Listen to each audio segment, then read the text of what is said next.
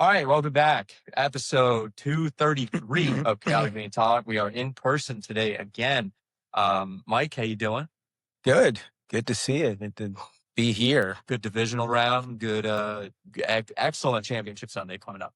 But before we get into that, make sure to like, comment, subscribe. Go check out Draft America. Go check out Springfield Sports Cards. And let's go.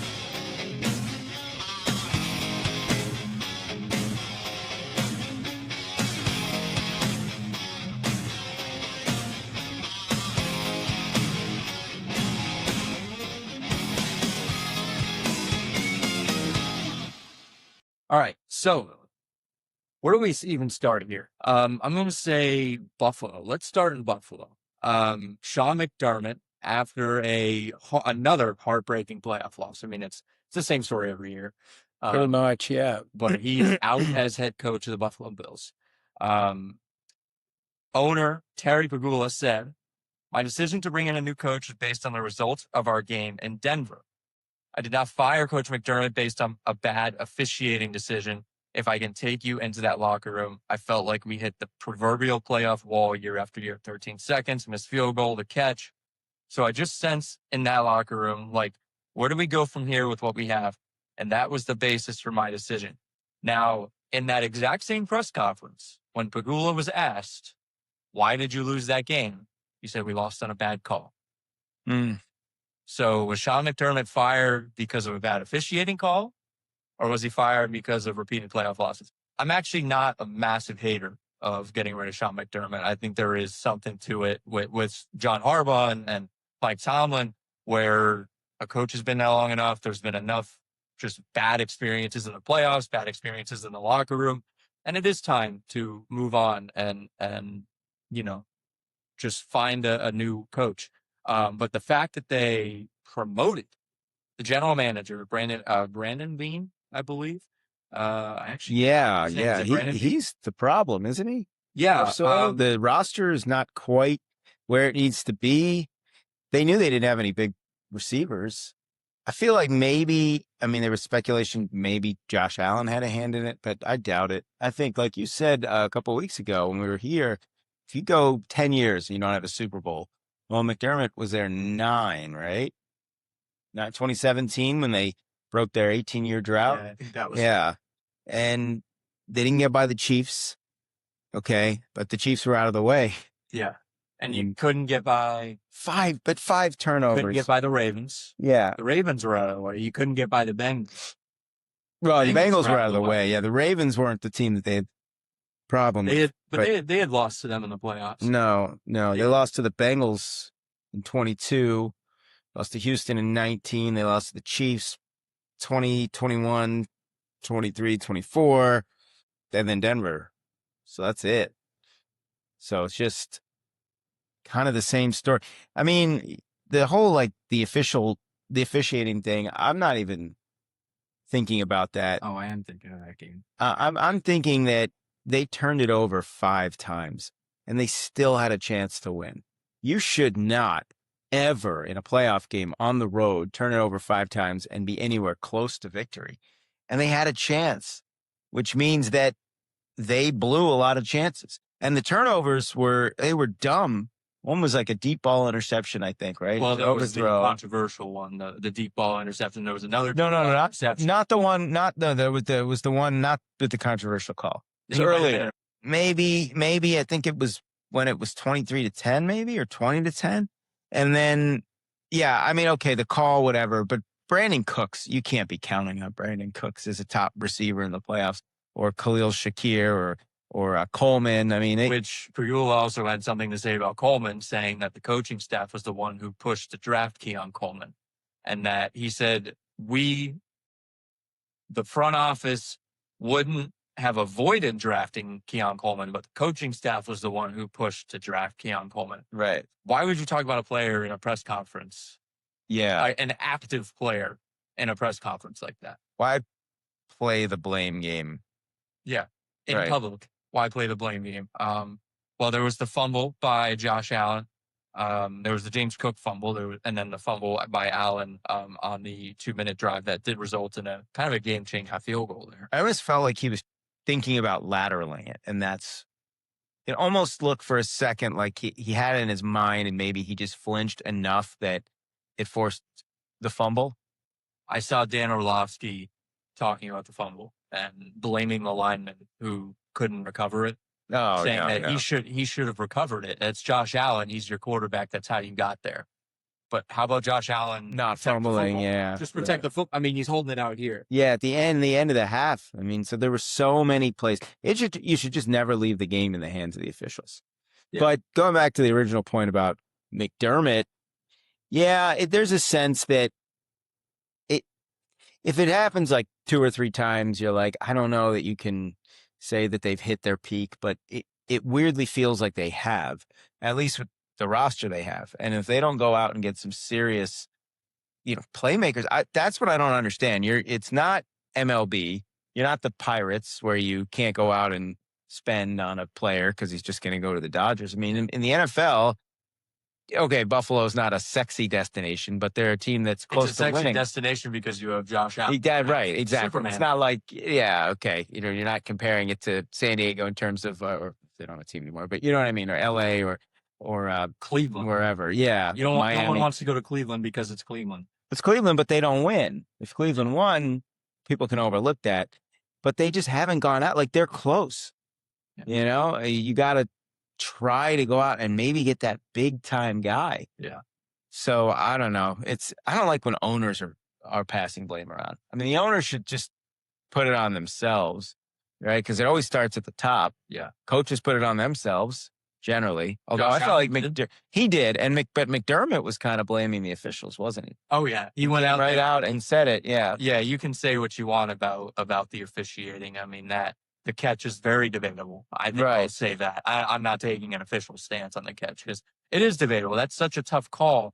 The one thing that I was upset with the officials was why did Sean McDermott need to call the timeout to get a full review? I feel like they should have definitely gone into a review timeout in that moment. I mean, that is a turnover. Those are officially reviewed. They have to be. Yeah. But why are with a play that is so big for a swing, both in the momentum of the game and it's a turnover in overtime, why are you not taking a second and going, okay, we're going to look at this as many times as possible, considering how close it was. I mean, we're still talking about to this day. So no one knows what a catch is anymore. Still, There's so many different interpretations. Wasn't there one in New England against Houston? There was one just like that. Maybe it was the Bears. Yeah, it was the next night. There was one because they were talking about the Bills. I think it was the Rams Bears game because I feel like it was Tirico that it was Devontae said it. Yeah, and he goes, "Oh well, this is really going to piss Bills fans off." Now that one, Devontae had 2 feet on the ground. He made right. Kind of looked like a football move, and then he fumbled, so that it wasn't really comparable. Yeah, but they looked at it a lot. I think they looked at that longer than they looked at the play in Buffalo or in Denver. Almost. McDermott's been there 9 years or been there 9 years. I mean, we've seen coaches get fired or managers get fired that made it far. Joe Girardi got fired after the Yankees got to Game 7 of the ALCS, and that was against the team that was allegedly cheating. Yeah. Reminds me Steve Mariucci in 2002. I mean, he'd had a pretty nice run with the Niners. I mean, he made the playoffs 4 to 6 times. They got to the divisional round, lost to the Bucks, and he was fired. Yeah. So it doesn't always. Sometimes it's just a gut feeling, and it's a year where tons and tons of coaches are getting fired. But 10 now, 10 open spots, I believe. Everybody's looking for that spark, but the players are the ones playing the game. And I'll just say, because we've been debating it for a while now, but don't turn the ball over 5 times. Don't put yourself in that position to let the officials determine the game. I know it's easy to say, and I know Bills fans are probably feeling this thing. It's hard not to think that, but man, it's never one thing. It's never one play. It's all recency bias. And by the way, it was pass interference on Tre'Davious White. I said it because he put his arm on him just before the ball got there. Both of those pass interferences that were down. The first one was a little more questionable, but it's still enough that you could probably okay, yeah. I mean, and again, you really want to talk about officiating. There was the missed holding call in the end zone that Sean Payton was talking about, and we do not like Sean Payton on this program. Right. There was a missed holding call in the end zone that would have effectively ended the game on that same drive when Josh Allen was running out. So, I mean, Was it a makeup call? I don't know. would have been a safety? Would have been a safety. Oh, yeah. In Call overtime. was In the end zone in overtime. Oh, yeah. A pretty clear missed call. Yeah, yeah. So, I mean, right. And it goes both ways. And hey, Sean Payton, he's been, 3 years now in Denver and got them in. Ever since that 70-point game. So this was year 3. Yeah, this is year 3. And so good coaches, they figure it out. Yeah. Yeah, I mean, and we can just kind of jump into that game as we're talking about this. Yeah, it was the first game, yeah. But, I mean, losing Bo Nix. That is it's unprecedented. I think it's going to be the first time since 92 that a team's going to actually start 2 quarterbacks in the same postseason. I've been wondering this for a while. Phillip Rivers got hurt in the 2006 divisional round against New England. Billy Volek would have started the championship game had they not blown an 11-point lead to New England. But we haven't seen this. Like, this is hard to wrap your head around. And I don't think anybody realized it at the time. And it was a dumb play call. It was after the Taron Johnson pass interference. Yeah. So they had first down at like the, 40, right on the edge of field goal range. And they run like a rollout option RPO, some kind of stupid play. They lost 3 yards on it, right? Which they later were bailed out by the PI. And then I got, I got a text after because you're not thinking about it. You're not like, oh yeah, Nix, I wonder what happened to him. That was it. He goes down and he gets back up. Got up and then I heard that and I said, oh my God. And then my first thought was Dan Shaughnessy of the Boston Globe used to say the Patriots had the tomato cans. That was the old boxing term. They would have the easiest road possible. And now you think about the Chargers with no offensive line. The Texans seemed like half their offense went down, right? Yeah. Collins was already out and Schultz was hurt. Schultz got hurt during the game. I think Stover got hurt late in the game. And now they might get to, well, not might, they may win the AFC Championship game against Jarrett Stidham. Against an old backup quarterback. And I'm like, oh my God, are we back to this already? In like 6 or 7 years. But yeah, it's such a shame. And I think Nix is good. I don't think it's quite the equivalent of losing like Mahomes. No. But he makes plays. Yeah. In that game specifically. And the fact that big throws. And the fact that they've had so many come from behind wins this year makes it more like he's not just a flashy guy with the numbers. He makes the plays when he has to. He can use his legs. I mean, Sean Payton's as much as I hate to admit, he's a great coach.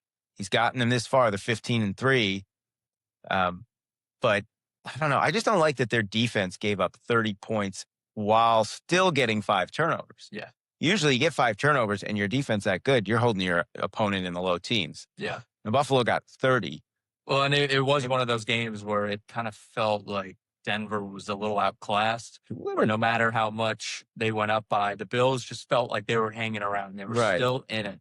And obviously, Josh Allen brings them back. I mean, he did put on his cape, and no matter how bad he was for most of the game, he turned the gas on when he needed to. Right. They were down 13 and came back and went up by 4. And they were getting gouged, Denver was, early in the game on the ground. I mean, Buffalo had 183 rushing yards. So they score the touchdown to go down 6. And then Nix throws an interception. And then Allen throws an interception 2 plays later. That should be the end of the game. Right. Even if it's late in the third quarter. That is a big momentum stopper. An interception in that moment when they're down 6, trying to drive to take the lead. And then Denver just punts. They run 6 plays. They go 22 yards and punt. And then, Buffalo scores the touchdown in the 4th to go ahead 1. Then they kick the field goal, and it feels like, okay, there's no way. Now Buffalo's going to win this thing in regulation. What a quick turn of events. And then, but Bo Nix puts on a Superman cape, and he drives it down. He drops it in a bucket. I think that was the drop in a bucket play, just over the shoulder. I can't remember who caught that. Was that Mims? Yeah, He hurt his back. You saw how he hurt his back. Hit the cameraman. Yeah, I've rarely seen that where a guy hurts his back like that. And then Prater making the 50-yarder to send it to overtime in Denver. Yeah, from Morocco. That was pretty cool. Yeah, I was trying to just see. We don't want to spend too much time on it, but I know it felt like there were a lot more yards in the first half by James Cook. There were some adjustments made, and Josh Allen had 12 for 66. But Drake May doesn't quite bring that same threat on the ground, that dual threat that Josh Allen does. Yeah. But they were getting gouged. But remember, they were coming off a bye. This is a young team. It's their first home playoff game in a decade since the New England championship game in 2015. So I guess for Denver, like, there's nothing to be upset about outside of the Knicks injury. Like, there's nothing to be upset about how they played, because it was a toss-up game, the odds makers, and it was back and forth, and they did what they've been doing all year, which is winning close games. Yeah.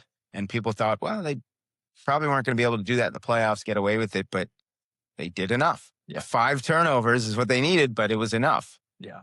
The last 4 AFC title games have been in Denver? Was the one against the Ravens? And did the Ravens play them in the divisional round? The double overtime? Yeah. That was the divisional round. So the last 3 AFC title games they've been in have been in Denver. The last 4 have been in Denver, I think, because they've played, this will be their 4th one, all in the 3:00 slot on CBS. Pittsburgh in 2005, New England in 2013, New England in 2015. They lost to Pittsburgh. They beat New England twice. My understanding is they're 4-0 against New England all time in the playoffs in Denver. I don't remember the first one. I remember the one that ended the Patriots' first dynasty is the divisional round in 2005, and then the 2 championship games with Manning. So Denver's 8-2 all time in the AFC championship games. Pretty good. New England is, like 11-4. I think obviously they have 11 wins, of course, but I think they're 11-4, and 3 of those losses were, or 2 of those losses were to Denver. So it's going to be a good one. I don't care about Stidham being in the game. I think it'll be good. Yeah, Sean Payton. He's going to find a way. Sean Payton doesn't lose this game by like 20. He's so confident about Stidham. I think there's a reason. Yeah, absolutely. Other coaching changes. Kevin Stefanski going to Atlanta. That's the Matt Ryan hire. Yeah. How do we feel about that? I don't know. I kind of like it. Very weirdly. This also very well could crash and burn. Yeah. And they're going to win 2 games this year with a great roster. Or Kevin Stefanski will finally get out of the dysfunction that was the Cleveland Browns. Right. And, move into, Atlanta. It's not much different, but at least they have some, again, like I'm trying to rationalize why I feel good about this, but like Cleveland had, I would say, a pretty good roster, a great defense. Yeah, and they might have a quarterback. We don't know. They might have their quarterback. We don't know if Penix. I mean, it's hard to say. Yeah, they have Kirk Cousins. Yeah, Bijan Robinson. They got a good defense. I mean, I'm curious how Matt Ryan's going to do. It's team president. It's like kind of like Buster Posey taking that role with the San Francisco Giants. I like it. It started to be a lot of rumors about the Ravens getting Jesse Minter. I don't believe it's official yet. I like that move potentially too. McDaniel apparently going to the Chargers as an OC. Yeah. What? Yeah. Dome merchant, weather merchant. Like, why? If I'm Mike McDaniel, why are you going to a place where they knowingly struggle in any sort of weather after you would just come from a place where they knowingly struggle in any sort of weather possible? Oh. I guess, but that just his offense is going to look great in the dome. It's going to look great on the AstroTurf, or the turf. But again, I want to see it in cold. I mean, I've really thought more and more about this. I don't get why a lot of teams, especially northern teams, if you look at the Rams, play in domes. I mean, the Rams are not a northern team; they play in LA. But St. Louis, they played in a dome. But that is such a great home field advantage. I mean, you see how teams play. Dome teams play in weather, in the cold. They struggle historically. Yeah.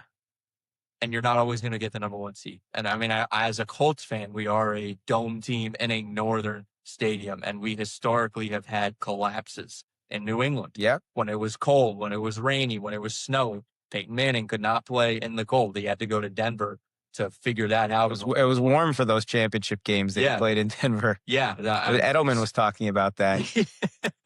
So I just never really understood it. Like, I think you're hindering your team. They look at it as you're helping them because you're giving them better conditions, but you want them to be able to play in the worst conditions. I mean, the Rams, it wasn't pretty. on Sunday night. No. I mean, it was a gritty win, but just to your point, I mean, the Rams used to be the greatest show on turf because you mentioned AstroTurf, and they were fast. Yeah, They looked fast, and the Colts, Peyton's first 7 years. The Colts played the last ever NFL game played on AstroTurf. It was the wild card game in the 2004 season against Denver, and they put up 49 points. And then no team in the NFL ever played another game on AstroTurf after that. So it is an advantage potentially if you can be at home and win at home, but it is hard to go on the road. You mentioned Stafford, but he got it done on Sunday. I just think you have to expect to go on the road. Yeah, as a franchise, you have to expect to go on the road. Right. You can win at home and be fine. Like I just don't. If you're used to the conditions, home. That's a bigger advantage. It's not as much of an advantage being at home in a dome versus being at home in shitty weather. Yeah. So, just me. If I was an NFL owner, which I'm probably never gonna be, unless something crazy in my life happens. But maybe I have an uncle who's like owns the Colts or something. Yeah. Somehow he's connected to the culture in some way, and then he dies and leaves it to me. But yeah, if I was an owner, I would immediately say, we are opening that roof no matter what. Yeah. But we're playing outside. You guys can just tough it out. Dallas, they used to have what it was the hole in the roof so that God could watch down over the Cowboys. I don't think God wants to watch them. No, I don't think not for 30 years. No. Who was the other hire? We talked a little bit about Harbaugh going to the Giants. Tomlin, I think. The Dolphins got Halfley. Yeah, Jeff Halfley. That feels like the most underwhelming hire ever. That feels like a Joe Philbin. He had a Packers connection too. I think so. About 12, 13. That feels like the one 3 years of like 8 and 9. Yeah, he was the one who Dan Campbell was I totally forgot that until like the other day that Dan Campbell had head coaching experience with Miami. He was the interim coach in 2015. Interim. Well, but still, I just had. It was like such a revelation to see, like, here's this guy coming in and biting kneecaps. He's a new coach. And I'm like, oh, wait a minute. But he was a head coach for 12 games 6 years prior. Anyway, yeah, I don't know what to make of the Jeff Halfley thing. You never know. I mean, Arizona, they hired a coach yet? I don't think so. Pittsburgh hasn't hired. Obviously, the Ravens haven't quite yet. Maybe Jesse Minter. It's hard to say now. Hard to tell. It just there's something about the name Jeff Halfley. Just doesn't. It's like half as exciting as everyone else. Is there anyone else we missed? Daniel getting hired. Vegas, they have not hired anyone. Right. Washington. Oh, the enemy back to the Chiefs. Yeah. Offense back. Good luck with Gardner Minshew the first few games next year, whatever. Who's their Nagy? Nagy is gone. Former Chicago Bears. Yeah. But he's gone. The enemy back, so the offense is hopefully going to be back. A lot of that creativity. I think Chiefs fans are ecstatic for that. Yeah. I mean, he was clear. There was a clear shift in how the offense was before and after. Yeah. So, what else? Giants hired Harbaugh. Bears, Pack. I'm just trying to look through these teams, see if I can see anything. Nothing too interesting. No, Arizona, San Fran out. All right, let's go into the night game. We can talk Seahawks, 49ers, since I mentioned San Fran. Wow, that Seahawks defense. It's good. Yeah, Seattle's kind of just making everyone else look foolish for maybe doubting them. Yeah. I know the 49ers were beat up. I know that this road was probably bound to come to an end, probably in this spot, but not by 5 touchdowns. I don't know that anyone saw that coming, and stifling an offense that, even with Kittle out, you felt like 49ers, Shanahan, there's still weapons. Because who was it Robinson who had the big game against Philly the week before? Yeah. And it was just, it was like Shaheed runs the opening kickoff back. Kind of reminded me of the Super Bowl. Oh, well, but Harvin, I think, was at the opening kickoff of the second half. But it was just like right out of the gate. You're like, oh man, what a way to start the postseason. You get the crowd absolutely. Yeah, they were random never phony out of it. They were start. in it from the opening kickoff. Darnold, there was a lot of worry, like, bleak. It's just like Seattle's going to be one and done. And man, I like Kenneth Walker a lot. He's really good. And him and Charbonnet as like a 1-2 punch.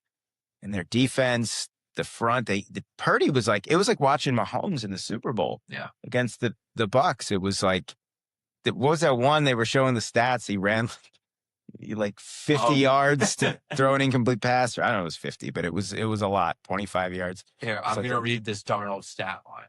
Yeah. Because it's pretty hilarious. Yeah. 12 for 17, 124, a touchdown, 2 sacks, 63.2 QBR, and 110.9 rating. He didn't have to do anything. The only thing he had to do was not throw a pick. And that's easier said than done for a lot of quarterbacks, including him. Yeah. He did it. And I think that's really all you have to ask him to do. It's just not throw a pick. With this defense, based on that, it doesn't feel like anyone can beat that defense. Right. And it's not that just because of the numbers of like, oh, he didn't screw up doesn't mean he couldn't have played well. Yeah. This whole game manager thing, it's like, it's not easy to be a game manager. Everyone thinks it is. Like, all you have to do is not screw it up. Oh, yeah, it's just that easy. Never throw an interception, never take a sack. Sometimes taking a sack is the smartest thing you can do, like CJ Stroud on that one where he's falling back and it goes up, just flings it up into the air for a pick six. So he took 2 sacks. There was one where he got sacked and then it was 2nd and 20 and he completed it for a first down and it was like nothing. And remember last year in the playoffs against the Rams, who we'll face Sunday, 9 sacks, 9 points, right? I think that was the stat line last year for the Vikings. And yeah, Seattle, at home, it's weird because they've been an amazing road team the last 2 years. Yeah. I think they're like 15-2 or something the last 2 years on the road. But there's nothing like 12. But there's nothing like, playing in that crowd. And this will be their 4th home NFC championship game. 05, 13, and 14. So they've won them all. Yeah. And I don't remember them playing any on the road. Seattle playing a road NFC. I don't think they did. So as an NFC team, Seattle is perfect in the NFC championship game. And the Rams all time, I believe, are also perfect in the NFC championship game. Well, so which would make them 5 for 5. Something's got to give. I love seeing Mike McDonald do well. Shows you how important he was to the Ravens defense and why they've fallen. Maybe a little bit why Harbaugh is fired. Maybe that could be a little bit. Yeah, look, you can't keep your coaches from being great and getting other jobs, but you got to replace them and you got to find a way to continue to maximize what you do have. And I like Seattle. It's like we've seen the Rams, we see New England's back. There's no like underdog franchise left. This is a year where it was quote wide open, and yet Seattle still feels like an underdog. Maybe it's Darnold, maybe it's just the fact that they had a little bit of a longer gap since they, have been relevant, right? Because they have the longest title drought of all the teams left. And that's only going back to 2013, right? The Broncos won in 15, Pats in 18, the Rams in 21. And Seattle, poor Seattle, they haven't won since way back in 2013. So all these teams that have won recently, it just feels like Seattle is the underdog. And they were the biggest favorite by far of the weekend. Yeah. But we were like, oh, maybe that's a good spot to take the points. And boy, Seattle just right away. They never let up. I also can't remember, at least since the late 90s, I know, a team playing 2 division rivals in the playoffs. It's pretty hard to have that. Gauntlet. Yeah, because it's hard to have that because you got to have at least 3 teams from a division. We've never had 4, so it's rare that it works out that way. So it's pretty cool. You have 2 rubber matches, right? Because they split with both teams. We could get the easiest and the hardest path to the play in the Super Bowl. Yeah, get Patriots and Seattle, who have the easiest and the hardest path, and that we'll see who's really the best. And granted, New England did have an extra game. Now you have an extra game, but it is like playing the Chargers at home in the cold feels like a bye. So anyway, Seattle looked good. We also got Mac Jones in this game. Yeah, Mac Jones playing in an AFC or an NFC divisional round. That's just cool.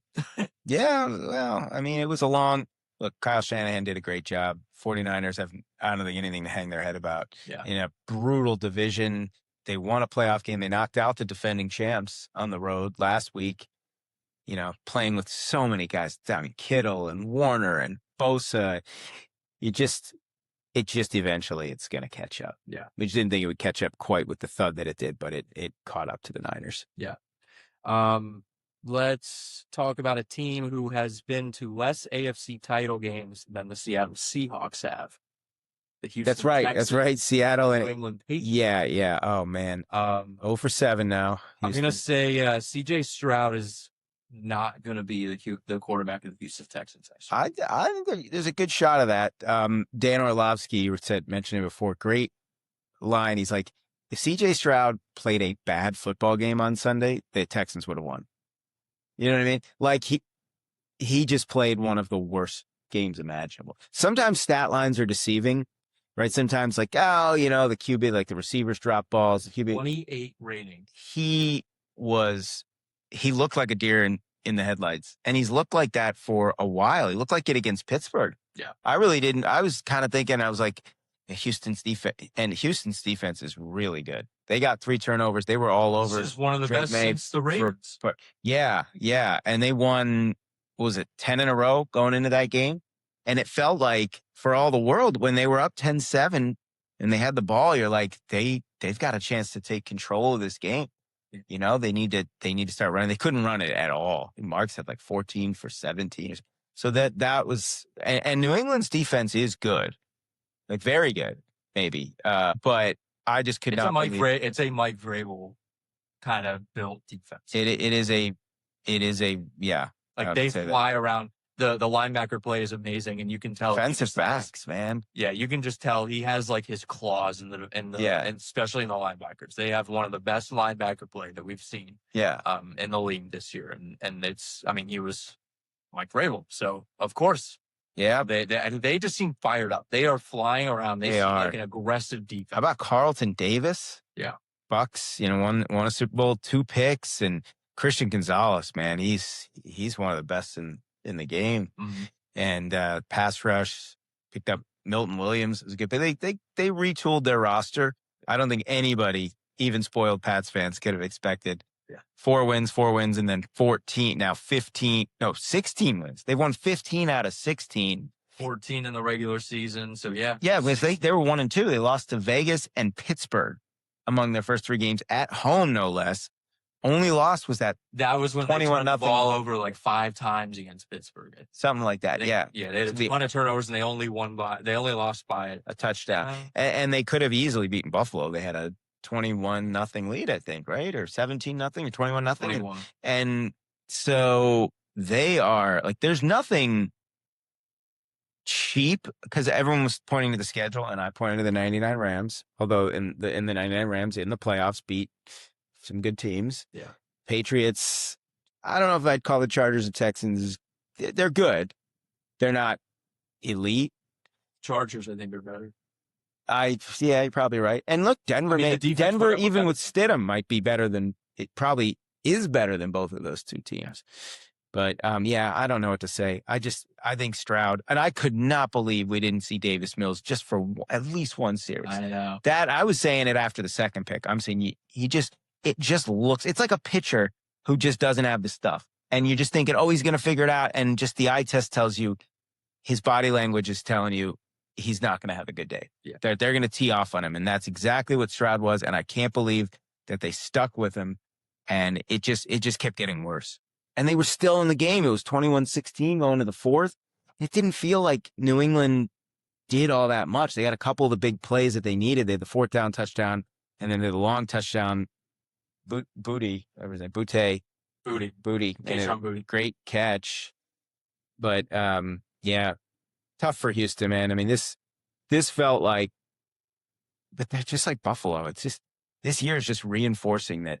It's like you said with the Jaguars, and we're seeing with the Texans and the Bills. It's the franchises. It's something about, and because in football it's 1 game, I think that makes it worse. Because if it's like a 5-game series, you'd be like, shake that one off. We still got a couple more chances. It's like a pitcher. He gives up, 5 runs in an inning. shake it off going to the next game. Right. Or go, get ready for your next appearance. Mm-hmm. This, you have one shot, and that's it. And I will take back that Chargers are better than Houston. It's pretty equivalent. I would say they're both just Houston's defense equivalent to mid. But yeah, Houston's defense is better, but the Chargers offense, I think, has a little bit more firepower. And May got sacked 5 times. They did only score 3 points against this Patriots team, but pretty much similar, if anything, better conditions. But they sacked May 5 times, and I think Houston sacked May 5 times, 4 times. He got hit a lot. Yeah. Right, and there were some strip sacks, and it was... Yeah, the line is going to be a problem on Sunday in Denver. The Patriots line is going to Campbell. be a big problem. Yeah. Yeah. 5 times in each game. So he's banged up going into a conference title game. So yeah. You better take him out to a nice dinner and have him real fat. Yeah. This weekend. All right, Rams, Bears. The Bears. It's really sad the way it ended, but wow. Again, this was another one of those where you're sitting there, you're like, they're not out of it. There's no way they're out of it. They're going to come back. They're going to find a way. And they found a way. Caleb Williams making that a 40-yard touchdown pass. Yeah. From the 14-yard line. I mean, that was just so Mahomesian. It was so... You texted that to me, yeah. It was like, this guy he passes the eye test. Like, say what you want about Drake May. I was texting with a Patriots fan who loves Drake May. He was like, what are you talking about? Drake May has the best completion percentage on deep balls. I was like, I don't care about your stats. The eye test, Caleb Williams is the fucking guy. And that's not a knock on Drake May by any means. I think Drake May looks like a very intelligent quarterback. He's probably going to be in the league terrorizing the league for another 10 to 15 years. Mm-hmm. But Caleb Williams has the look. He is faster. He has a stronger arm than Patrick Mahomes. And he has the poise of a quarterback who's just going to sit there and say, yeah, we came back. Yeah, I just threw a crazy touchdown on both of my back feet into the end, basically a Hail Mary to Cole Kmet. I did that. Whatever. Let's go out and win the next play. And the interception in overtime, I got to put that one on DJ Moore. A little bit. I put that on the play caller. I put it on the play caller.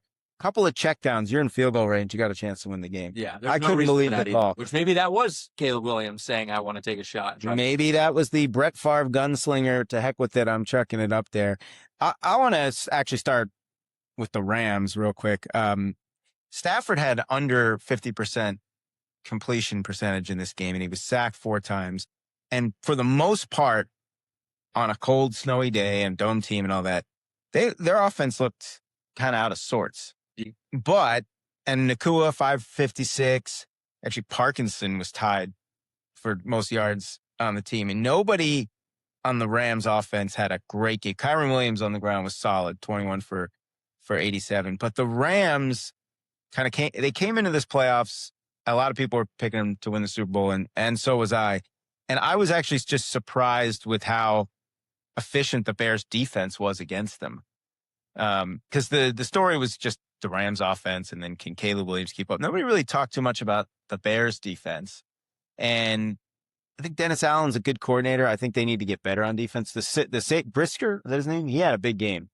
He did a lot. They maybe showed a little bit of a blueprint for Seattle. Not that they need it, but remember, Seattle gave up 37 to the Rams when they played a few weeks ago.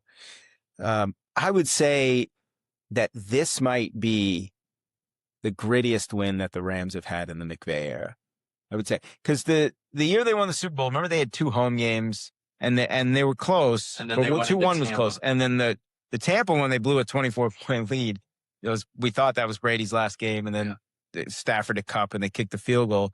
But this was kind of the game where the Rams showed, I know we're the Southern California Dome team and we're going outdoors to play this little engine they could. And it felt like the Bears were the better team for 3 quarters. And then all of a sudden, it was like the Bears didn't do enough, and the Rams just kind of do what they did, which is hang around, and they're poised. And in overtime, they didn't flinch. They got the pick when they needed to.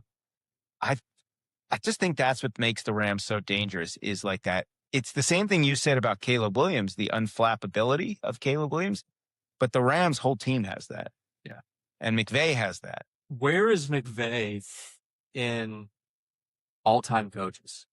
Because he's Yeah. He's getting to that point where, Wow. Yeah. I mean, I think he's up there in playoff wins. Year 9, like Right. McDermott. But Was, yeah. I mean, every year, pretty much every year except for like the Baker Mayfield year, when they signed Baker Mayfield and they had him for that one game, they've been contenders. They've been in it. They have. Yeah. They missed the playoffs in 19. They got there in 17, his first year. They lost to Atlanta, but they made the Super Bowl in 18. So they won 2 playoff games then. They won paralysis by analysis against Bill Belichick in that Super Bowl. Which I think he learned from that. I mean, he's a second-year head coach at that point. Yeah. Yeah. McVay I believe he has 10 playoff wins now. I was doing the math in my head just now, but I think he has 10 playoff wins. We know he has 2 NFC championships and a Super Bowl. He's one of only 3 active head coaches who's won a Super Bowl with his current team. Mm-hmm. We know Peyton and Harbaugh, but McVay, Reed, and Sirianni. I think they just take the cues from McVay. Yeah. He's calm. He gambled once. He did gamble once. They went for it on 4th down and they got it in a 10-10 game. And I didn't love that decision because I said to you, Ben Johnson, he did it what Liam Cohen did earlier. I said, Rams guaranteed to win by 3 points now because 4th and 3 at the 20 and you're going for it. 4th and goal at the 3, maybe. It was your first drive. Kick a field goal. Yeah. Get the first score of the game. It drove me nuts. I hate to say it. It was almost like at that point, the Bears deserved to lose. They'd had this amazing season. I kind of knew that when they lost, it was going to end the way that it did, where they've been winning so many close games. Saw it against Detroit a few weeks ago. They had the big comeback. They were down 16, tied it, and then lost on the field goal. Yeah, I agree with you. He's a heck of a player. He's exciting. He's kind of marches to the beat of his own drum. And the Bears have a bright future as long as they can continue to improve their defense. Yeah. That interception, it was a little bit on everybody. Just a tough way to go down. But the Rams, unflappable, they're gonna be a tough out, even as good as Seattle is. Yeah. McVay currently tied with Bill Walsh, Sean Payton, and George Seifert and Bud Grant for most playoff wins. He's tied 16th. Picks up a win on Sunday. He'll pull into a tie with Marv Levy, Bill Parcells, Pete Carroll, Mike McCarthy, Dan Reeves. He wins the Super Bowl. He's going to jump to tied 9th with Bill Cowher and Tom Coughlin. And he still has a long time. Yeah, just turned 40. He turns 40 on Saturday, I think, or Sunday. He's just about to be 40. So it's pretty amazing. Yeah, and we're watching one of the greats. I think we are. As many as Sean Payton, coaching since 2006. He has more than Paul Brown, Tony Dungy, John Madden, Vince Lombardi, Kyle Shanahan, Jimmy Johnson, Mike Tomlin, Mike Shanahan, John Fox, Sean McDermott. I can keep going here. Mike Ditka. Yeah. So, we're watching one of the greats here. I think so too. And I think Ben Johnson's a really good coach. I was watching with my friend who's a Lions fan. He made a great point. And because we were talking about Ben Johnson going for it on 4th down. He said, do you think that Johnson rubbed off on Campbell or Campbell rubbed off on Johnson with all the 4th downs? You know what I mean? Like chicken and the egg of why the Bears. Well, I think Campbell's still doing it. Campbell's still doing it, sure. Yeah, but I'm saying he may have just been like Johnson may have just told him to do that when he was, there, or maybe Johnson just saw Campbell. He's like, I want to be just like Dan, but you got to stop, man. Regular season week 2, and you're playing the Browns, fine, go whatever. Yeah, but postseason game, opening drive, playing a good team, you're trying to set the tempo. 4th and 3 at the 20. That's ridiculous. Cohen's was 4th and 2 at the 7, and it was 7-3 in the second quarter. Still egregious, in my opinion. But this analytics stuff's ridiculous. To me, analytics is using your brain in the moment to trust your instinct and to just I don't know, be logical. Yeah, kick a field goal. The problem with the analytics is it feels like they only use the computer when it should be a mix. And what you should be able to get a temperature of your team, get a temperature of the game, while also taking into consideration, hey, if you go for it, you're going to add a percentage to your win. But what is the morale like right now? Is the team feeling really good? Then yeah, let's go for it. Like they feel really good. Are they feeling like shit right now? Yeah. All right, then maybe we kick the field goal and get some points on the board and get the confidence up. It's not all analytics, and it does feel like a lot of coaches just want the analytics to do their job because they have a lot to worry about. Coaches do have a lot to worry about. I mean, the thing that's so stupid is, okay, the computer says you might have this probability. Well, that probability is going to change if the team runs the next kickoff back for a touchdown. Yeah. And that's like, oh, and then your probability changes again. It's changing on every play. Is it also taking into consideration the team that you're playing, the weather? By the way, Caleb Williams on that fourth down, he hurt his finger. And you saw him flexing it a couple times. I don't know if it affected the game at all necessarily, but he could have broken that finger on a play that you shouldn't have gone for. So there's so many things in analytics is generic. It's not taking into account all the things you just said, not morale, but also the quality of the team, the conditions, the time of the game. Yeah, maybe the analytics say that, oh, it's the first quarter, this adds this much probability. But what does that mean? It doesn't mean anything. It's a statistic. It's a number, right? Games are not won with statistics. They don't always tell the story. Opening drive, take the damn points. Yeah. And you just wonder who's going to be the victim this week. Who's going to do it? Vrabel, Peyton, McVay, McDonald? I don't know. Hopefully nobody. Hopefully they're all smart and don't make a decision that they think about for the next 9 months or whatever. Freddie Peralta to the Mets. Oh, I thought you were going to say Dodgers. No. I was like, because we were hearing that the Dodgers needed an 8th starter, so we were kind of ready for that. They had a hole there in their rotation. So, oh, well, the Mets had a big day. Luis Robert. Yeah. Picked him up, and they get what's his name? Bichette, yeah. To pair with Soto. Interesting. Mets are striking back after losing Diaz and Alonso. They're trying to. Little baseball interruption. Yeah. But yeah, I hated that happened. I hated even more that the Bears lost by 3 points. That's the thing. In the playoffs, the games are going to be close. Mm-hmm. When the games are close, you're always going to be thinking about the points you didn't take. Yeah, absolutely. So, conference championship day. I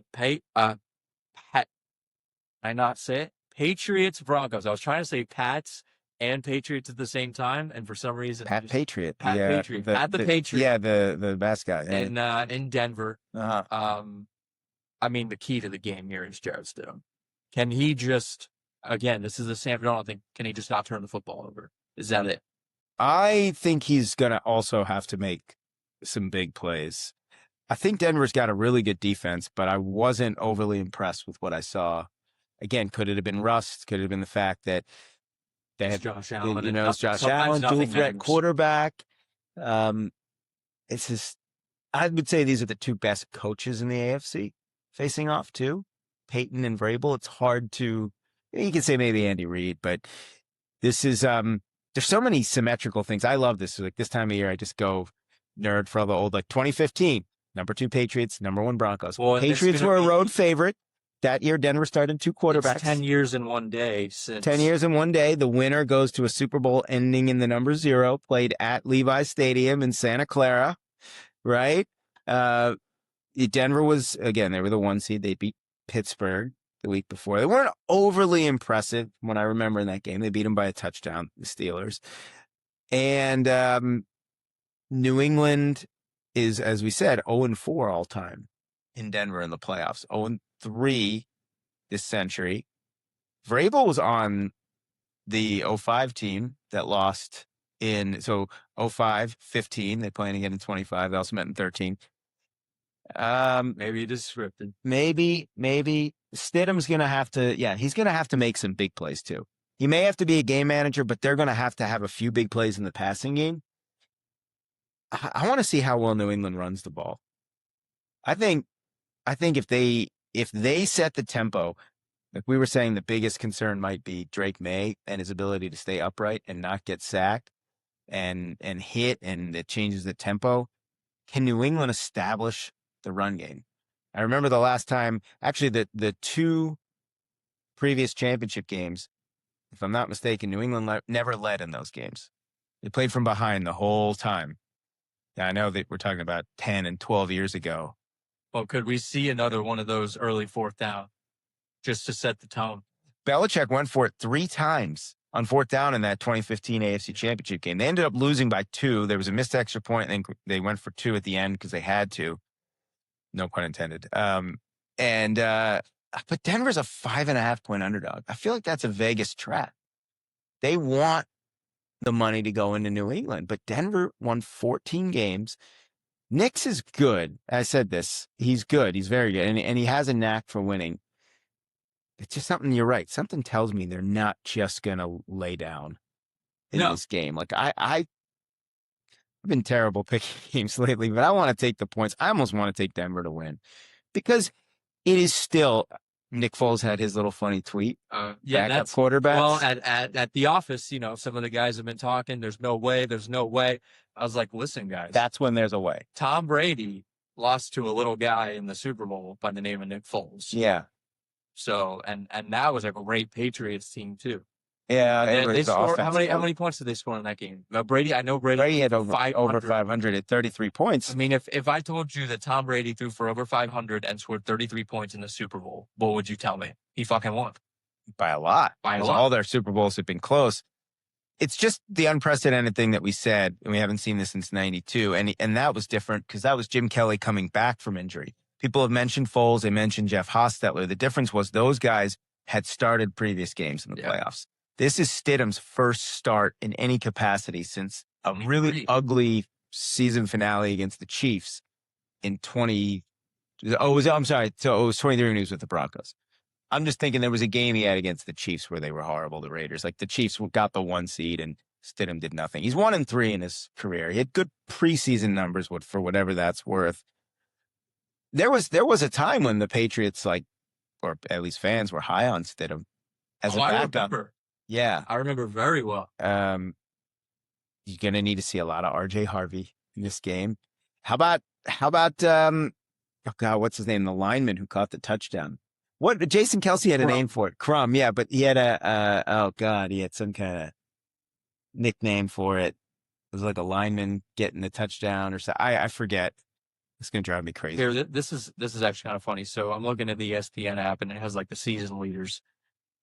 Drake May, passing leader. Travion Henderson, rushing yards. Diggs, receiving yards. Travion Henderson, only 911 yards. He's the leading rusher for the Patriots. Well, it's a little bit of a two-headed monster, sure. Yeah. But passing yards, Bo Nix out. Rushing yards, J.K. Dobbins on IR. So the 2 passing and rushing leaders are gone, which I find that just to be a little crazy. J.K. Dobbins with 772. He's the leading rusher for the Denver. Yeah, Harvey 6 for 20, McLaughlin 4 for 21. Nix was the leading rusher, 12 for 29. I mentioned the Patriots running the ball. We probably should talk about how much Denver's going to really need to be able to run the ball in this game, because if they can't, to protect Stidham, that's going to be tough. That surprised me too, that they didn't. It's like nobody talked about Denver. The whole story coming out of the game was Josh Allen, and then it's Sean McDermott. I mean, now the Broncos were just an afterthought coming out of that game. You know, people talked about them more just because they lost their quarterback. Yeah. They're 15-3. I think Sean Payton's really, really good at getting teams motivated. He is. This is honestly, that's what this kind of older, even like a Mike Vrabel, like a good head coach will find the bulletin board material. This is 100% bulletin board material. They don't believe in you. Mm-hmm. They think you're going to lay down and die. So rise from the dead, basically. Yeah. 2013, right? Denver was the 1 seed. They hosted New England as the 2. Seattle was the 1 in the other conference. Yeah. But this, I actually was thinking about, so Nix made his first playoff start, and now you've got Stidham coming in off the bench. And Mike Vrabel was on a Patriots team back in 2004. I remember Pittsburgh won in the divisional round, barely. They squeaked by in overtime against the Jets. Doug Bryan I think he double doinked, or he hit the crossbar and what would have won the game. And people were like, man, Steelers were lucky to win. And the next week, Patriots waxed them. I don't know if this could be the same. Like, is there that part of me that thinks that Denver was actually very lucky to beat Buffalo, regardless of the Knicks injury? Yes. But is there also a part of me that's watched enough sports to know that we shouldn't count them out? Absolutely. Yeah. Absolutely. They get paid to play too. They do. And Paid a lot. one more fun stat, and we can pick the game. New England 8-0 on the road this year, 10th team in the Super Bowl era. New England, it's the third time they've done it. Obviously, 07, the perfect season. 2016, won the Super Bowl. I was looking this up, although I don't know the reasoning. There have been 2 previous teams that were 8-0 on the road in the regular season and played a road playoff game. You'll never believe who one of them was, because it could not happen today under those same circumstances. 8-0 on the road and played a road playoff game. I assume it was could not happen today under those certain. Well, okay. What I meant was it was the 72 Dolphins who were perfect. And you say, well, they had a perfect season. How could they have had to go on the road? But I believe that the league at that time had either predetermined or was on a rotational basis. They played the AFC Championship game that year in Pittsburgh, despite the fact that they obviously had the best record in football. What? Yeah. Yeah. I'm looking at it right here too. They had to go on the road to play that AFC Championship game, despite being 14-0. They won. They beat Cleveland at home. They beat Pittsburgh on New Year's Eve, 1972. The other's the 2014 Cowboys, the Dez Bryant game. They lost. And New England is 8-0 on the road. But actually, I saw a lot of Cowboys fans talking about the catch, and they don't know what a catch is. Right. The Dez Bryant. After that, and that Cowboys team was 8-0. So it's kind of weird to think New England, they might have their first road loss of the season in the postseason. Yeah. Which that's another weird thing that doesn't happen very often. Like Stidham getting his first start in the AFC Championship game, team going 8-0 on the road and having to play. Because usually you're 8-0 on the road, you're probably going to be at least 6-2 at home. Yeah. 6-3, which is New England, but it wasn't enough to get the 1 seed. So are you picking New England? You're going to be shocked by what I pick. What's your score? Who are you picking and what's the score? Well, I just want to do the opposite of all my instincts at this point. It's gone bad. And before the playoffs, my Super Bowl, I want to stick with it. Just because I'm going to take Denver. Somehow. I don't know why. What was it, 20-18 when they played in the 15 championship game? Yeah. 23-21. Well, I'm taking the Pats. Yeah. I'm taking them by 2 scores. Okay. I feel You're probably listen, I think this would be a great story for Denver. I'm gonna go with the reasonable take. I feel like someone has to take the more one. I'm gonna take the reasonable one. I feel like this is just such a well-coached football team.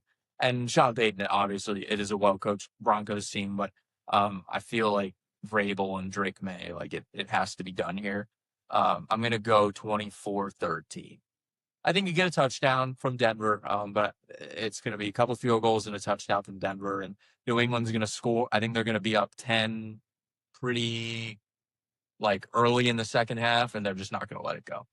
There have not been many road favorites in conference championship games, but the Patriots have been road favorites twice. The 04 one that I mentioned, they beat Pittsburgh by 2 scores. And 2015 in Denver, lost. 2018, but they, as you said, a noodle-armed Peyton Manning, who was probably on par with what Jarrett Stidham is now. Jarrett Stidham probably has a stronger arm than Peyton Manning. At that time, I think I'll say this too. There's a good chance I'm going to be wrong, and the Patriots are going to win. But I'm going to say that the Broncos, if they lose, it won't be because of Stidham.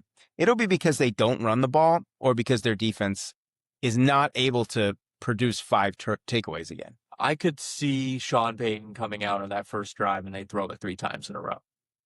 Could be. And we're gonna have to see a lot of reverses. They're gonna say you're shocked. You're gonna be shocked by how we're gonna call this game. I think it's gonna be very creative. I think it's gonna be a very entertaining game to watch. And how mobile is Stidham, and how much do they want him running? Because that's a big part of Knicks. I mean, Knicks was their leading carrier and rusher last week. Yeah.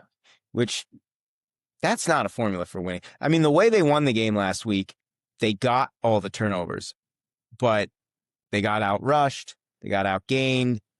They only won by 3 despite getting 5 turnovers. Like, there's a lot of things not to like, and yet feel like we've been saying that all year with Denver. They shouldn't have won. They should not have beaten the Giants when they were down 26-0. They should not have had that comeback in Houston. They just keep winning, and there's something to that in Mile High Magic. I don't know. Denver doesn't lose a lot of home playoff games. Yeah. So it's facts. I think the Ravens are Oh no, the Colts are responsible for the last one. The last playoff loss. Last home playoff loss for Denver was the 2014 divisional round against Indy. Oh yes, that was 24-13. That was the score that you predicted for Sunday. I was thinking about what was the other one? I was thinking about when Peyton came back to Indianapolis. That was the regular season. That was the year before, yeah. But the Ravens won at Invesco, whatever. I think that's what it was called then. Yeah. And, no, Sports Authority. Oh, maybe it was Sports Authority. I think it was Sports Authority. And Pittsburgh won the 2005 championship game, and that's it. Because they've been in the stadium for 25 years now. But all right, I'm going to take Denver. Yeah, just because someone has to. Someone has to do it. Yeah. Rams, Seahawks, 6:30, the night game. It feels like Seattle. It just smells like Seattle. It feels like Seattle. It's a dome team going into Seattle. It's going to be loud. Like the Rams are not used to playing in a loud stadium. Feels like, where it's on their side, and they're gonna, which maybe that could be in their favor. But I don't know. There's something. I feel like the Seattle defense is just going to smother Matthew Stafford. It feels like one of those defenses where there's nothing you can do. Right. I don't know, man. Nakua went insane on Seattle. 12 for 225 a few weeks ago. Seattle was down by 16 in that game. Darnold threw 4 picks the first time they played. Now, the 2 games were decided by a combined 3 points. I mean, I see what you're saying, and man, Seattle's really good. But the Rams have just they've won their 2 games in kind of 2 different ways, which I'm a big proponent of. Like, you got to be able to win games in different ways. Yeah. They win a 34-31 game against Carolina. Like, they weren't supposed to be in that kind of game with Carolina. And they still found a way to win. They won a 20-17 game against Chicago, a grinded out cold weather game. They're not supposed to be able to go on the road and win a slugfest, and they've done that. I so badly want to take Seattle. Like, I don't want to see the fans of Los Angeles have another parade, potentially. I do like Stafford. I like McVay. But I'm going to take the Rams. Just because I'm going against sort of like Seattle, Denver, to me, would actually be the weirdest of the 4. I mean, I know we've seen it before. But because that's the one that I feel like people think it'll be Seattle, New England, or it'll be the Rams, New England, where you can almost see it being the Rams, Denver. I don't know. I'm going to say the Rams. I don't know why. I picked Rams Broncos before the playoffs, so I just want to be right about something this postseason. We have a chance to have a very West Coast Super Bowl, which would kind of stink. But Rams and Broncos, or Seattle and Broncos. We could have a very West. I think we need an East Coast representative. Rams Broncos is the only one of the 4 that has not been a previous Super Bowl. Yeah, that's part of the reason I want to see it. Which I agree. I like that. Yeah, colors, different uniforms. I do too. Seattle, Denver was a horrible Super Bowl. Yeah, 43-8. We could get another one, maybe a better one. We get Seattle, New England would be interesting. I mean, God, Malcolm Butler will probably do the ceremonial coin flip in that game. I mean, that guy's phone is going to be blowing up so hard if Seattle plays. You have Marshawn and Malcolm. You'll have Marshawn. You'll have, Pete Carroll probably want to turn his phone off, not get any calls that week. He's already had a tough year. Yeah. Super Bowl's being played, let's say, in San Francisco. And then Rams, New England. Oh, God. So LA and Boston are the 2 cities, regions, whatever, that have had the most championships by a long shot. I mean, there was just another documentary. I think it was Boston versus the Bay. There's another ESPN documentary. Right. They've already done enough of it, whereas LA and Boston. LA and Boston, they hate each other. Yeah, they don't like each other.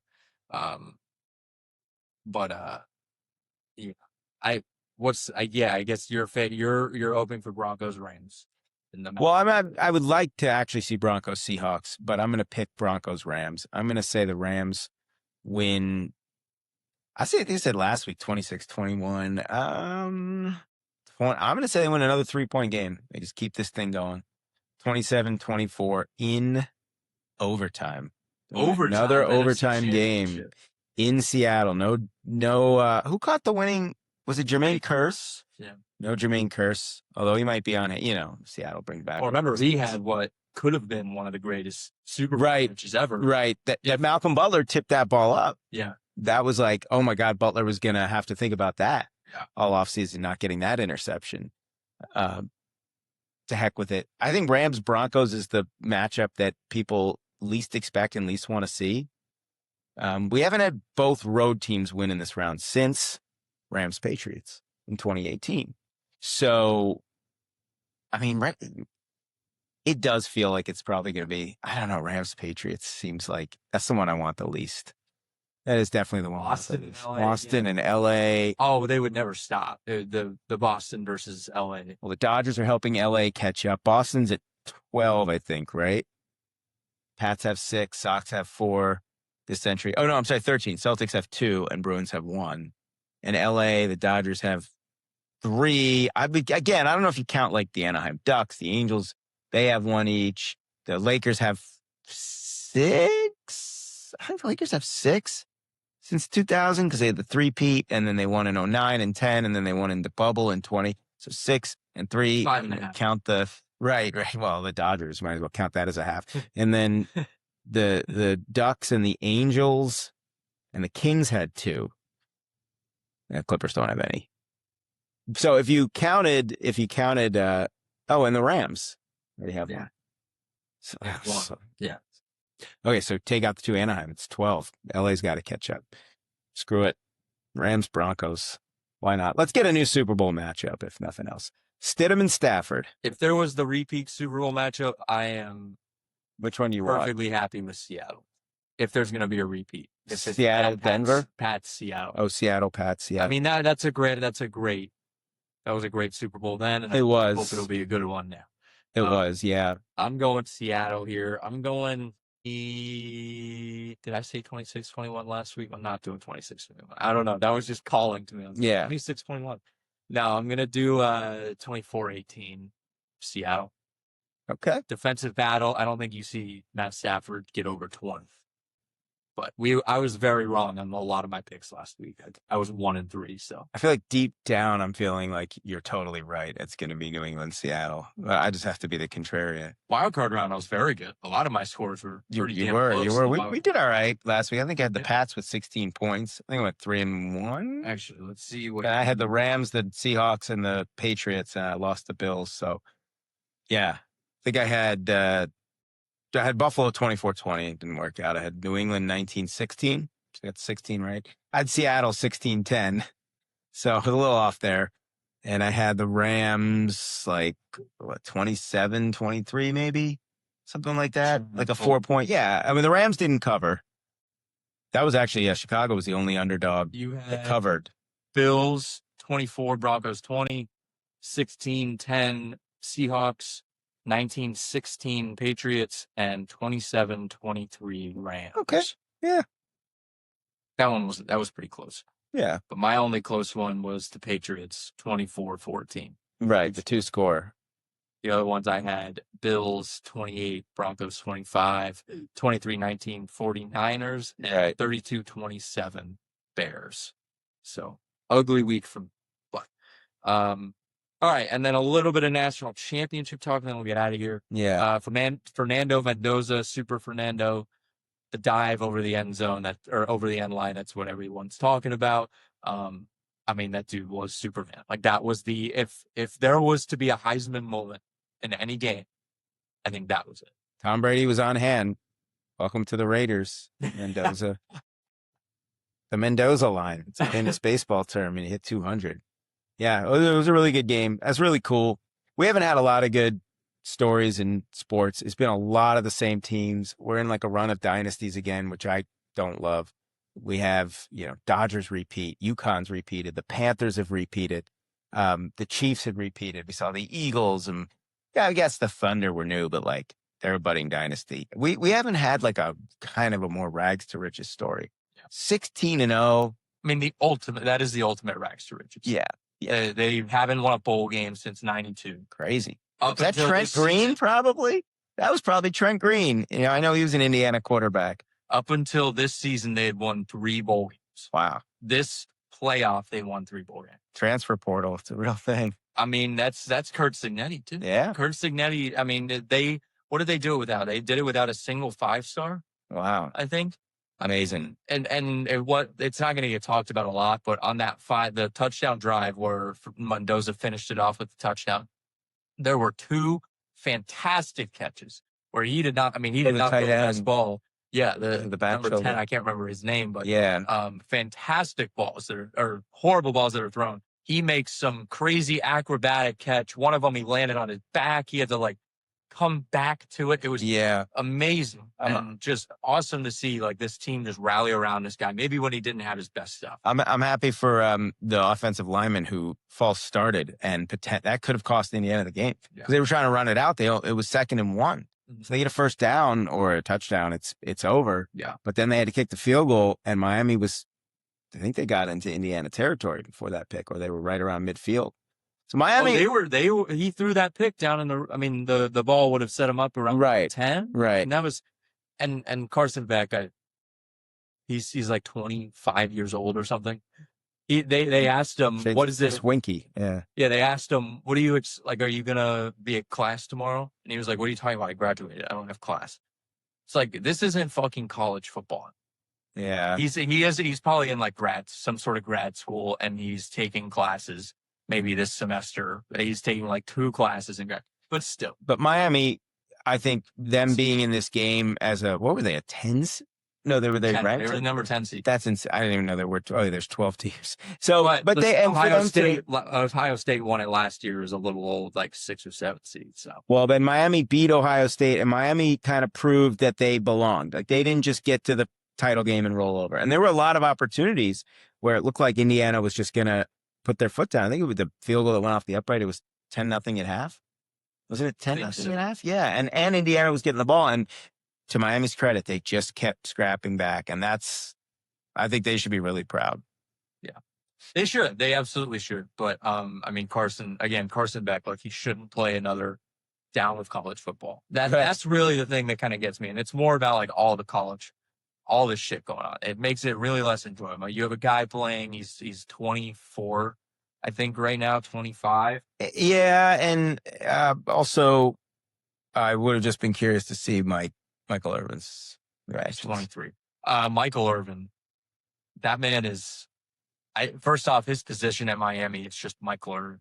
Yeah. I think like on the door, when, there's like player director, head coach, it just says Michael Irvin and then his name, Michael Irvin as well. Right. But he's perfectly it was like the most Miami loss ever because there's players that are crying, they're being consoled.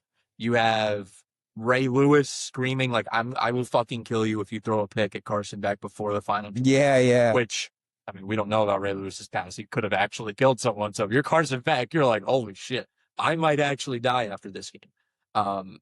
But and I can't remember who else was on the sideline. There was a guy in one of those really not the big novelty hats. Yeah. Wearing it backwards, consoling another player. It was just very Miami. There was the porn star who was shown on screen. Oh yeah, that's tough. And I think she got upset that she was shown on screen or something. But just very Miami, and it kind of felt good to see him lose. Yeah, or I was okay with that. I was happy for like of all teams to win it, it was Indiana. They never won one. They've been playing for 100-something years. Yeah, and the 3 bowl games before this season.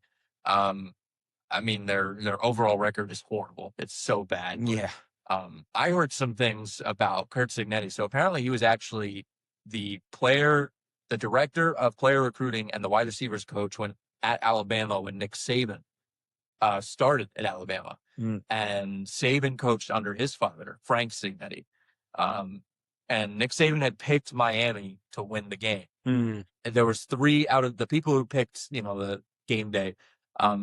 It was 3-1 in Miami's favor, and Saban was one of the deciding votes. there could be some kind of thoughts that there was maybe a little rivalry there. Maybe Saban saw some of himself in Cignetti and was like, I don't want this guy to be coaching, because he could have been the offensive coordinator for Alabama when Saban came in, and he didn't promote him. Cignetti was also 50 years old at the time, so Saban usually wants a younger offensive coordinator anyways. But just a little bit of like that college football drama going on. But how many national titles is it worth for Kirk Cignetti to win one at Indiana versus Saban's 6 or 7 that he's won? I feel like it's worth at least like 3 national titles. Yeah. Winning one at Indiana. So maybe something there, just a little bit of that college football drama. I love that shit. It's a reality TV show in college, and it's just getting worse, honestly. But I think that's a good place to end. Football is almost over, obviously. So we'll go into a break. I will be in a new location when I come out of the break. We'll be back for baseball. We're not gone yet. We'll be, we're going to do our Super Bowl or our conference title recap episode. Then we'll do our Super Bowl preview in between the fake Pro Bowl that they play now, and then our Super Bowl recap after that. And then we'll go into our break. So thank you all for watching. Make sure to like, comment, subscribe, and we'll see you next week.